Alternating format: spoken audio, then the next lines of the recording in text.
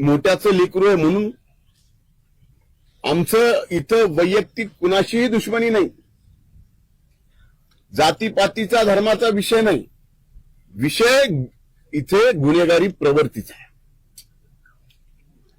आणि ते जर त्या गुन्ह्यात सामील असतील, जसं 9 जणाला अटक केलं तर 10व्याला सुद्धा अटक करावीच लागेल. त्यांना मोकळं का सोडलंय? आता भीती ही आहे की जो एक आरोपी बाहेर आहे, जो मोकळा आहे, त्यांनी जर साक्षी पुरावे एव्हिडन्स जे काय आहे ते टॅम्पर केले तर यातनं बाहेर काय येणार? म्हणजे आमचा आता पूर्णपणानं पोलिसांवरती असा संशय आहे की त्यांना या प्रकरणात एका आरोपीला वाचवायचं आहे म्हणूनच ते अटक करत नाहीत. पण आज इथं उपस्थित सर्वांच्या साक्षीनं सांगतो की पोलिसांना सुद्धा त्या आरोपीला अटक करावी लागल एवढ्या ताकदीनं आम्ही सुद्धा आता रस्त्यावर उतरू. आम्ही सुद्धा शांत बसणार नाही. एकाला एक न्याय, एकाला एक न्याय, एका गुन्ह्यात एकाला एक न्याय, एका दुसऱ्या गुन्ह्यात एकाला एक न्याय, वेगवेगळ्या प्रकारे.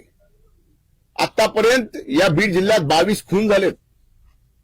दुर्दैव या बीड जिल्ह्याचं की पोलीस प्रशासन, काम करणाऱ्या पोलीस प्रशासनाच्या कर्मचाऱ्यापासून ते पोलीस अधिकाऱ्यापासून डीवायएसपी पासून फक्त एसपीला अन्नाव लावायचा अधिकार आहे. बाकी कुठल्याही पोलिसाला अन्नाव लावायचा सुद्धा अधिकार नाही. हे देशभरात कुठल्या जिल्ह्यात नसेल, ते आपल्या बीड जिल्ह्यात आहे. आणि हे दुर्दैव आहे.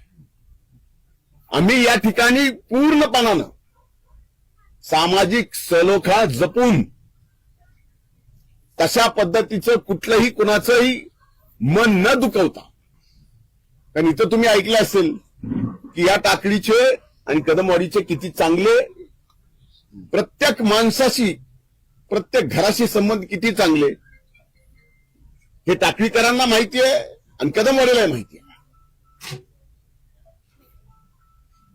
मारायला दाखवायचं एकाला आणि खून करायचा एकाचा.